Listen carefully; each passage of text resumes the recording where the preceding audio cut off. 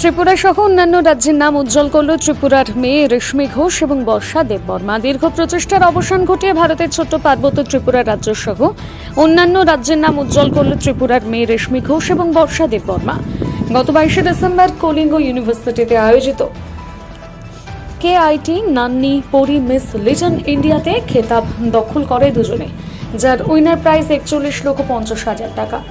4,000 প্রতিযোগী অডিশন দেয় সারা দেশ থেকে। ছোট পার্বত্য ত্রিপুরা রাজ্য থেকে step up western dance academy এবং ফিটনেস জোনের দুজন ছাত্রী রেশমি ঘোষ এবং বর্ষা দেববর্মা প্রতিনিধিত্ব করে এবং সেমিফাইনালে পৌঁছয়।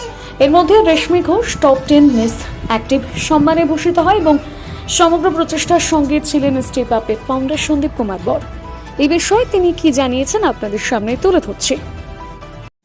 তার কারণ আমাদের রাজ্যের প্রতিভা রাজ্যের বাইরে কলিঙ্গ ইউনিভার্সিটিতে কিডস নান্নিপরি মিস লিটল ইন্ডিয়া, যেটার উইনার প্রাইজ 41,50,000 টাকা।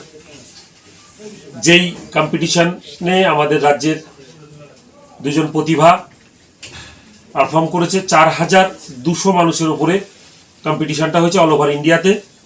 সেখান থেকে সারা দেশ থেকে 23 জন সেমি কোয়ালিফাই করেছিল এবং আমাদের রাজ্যের দুজন কোয়ালিফাই করেছিল।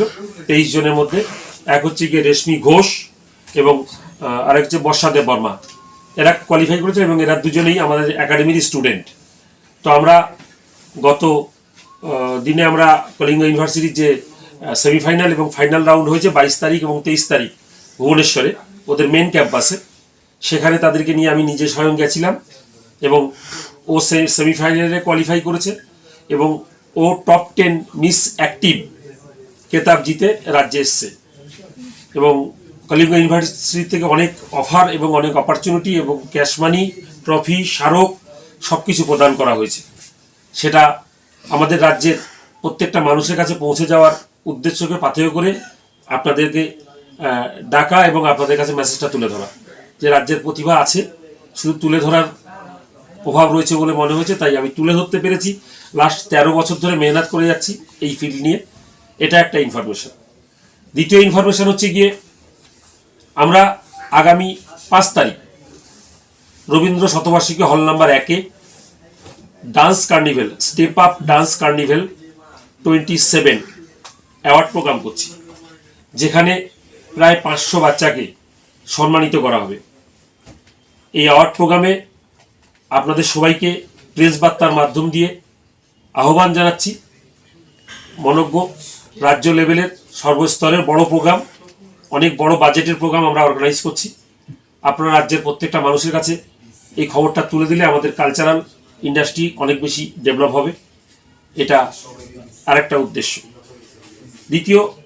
তৃতীয় আরেকটা রয়েছে, যেটা হচ্ছে কি আপনারা অবগত আছেন যে প্রত্যেক বছর আমরা কিছু না কিছু এক্সট্রা করার চেষ্টা করি।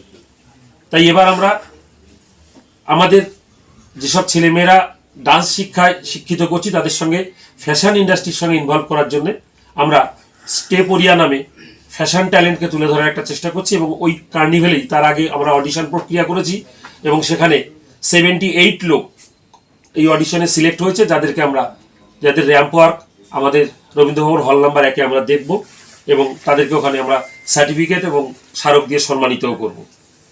সর্বোপরি আমরা 13 বছর ধরে যেদিন থেকে আমরা শুরু করেছি, প্রত্যেক বছর আমরা আপামর মানুষের কথা চিন্তা করে আমরা বিজনেস না করে ফ্রি অ্যাডমিশন দিই। অ্যাডমিশনটা কমপ্লিটলি ফ্রি করে দিই। তার ব্যতিক্রম এবারও হয়নি। আমরা ফ্রি অ্যাডমিশন ডিক্লেয়ার করেছি এবং আগামী 10ই জানুয়ারি পর্যন্ত এই প্রক্রিয়া আমাদের চলবে। আপনাদের মাধ্যম দিয়ে সাধারণ মানুষের কাছে খবরটা পৌঁছে দেওয়ার উদ্দেশ্যকে পাথেয় করে আজকের প্রেস বার্তা এবং আপনাদের সামনে প্রেস রিলিজও আজকে আমরা করব এবং এই 4টে নিউজ মেনলি তুলে ধরার উদ্দেশ্যকে সামনে রেখে আপনাদের সামনে ব্রিফিং করলাম। এবার আপনাদের তরফ থেকে যদি কারোর কোনো ক্লারিফিকেশন দরকার হয় আমাকে বলতে পারেন, তাহলে আমি তার যথাযথ উত্তর দেওয়ার চেষ্টা করব।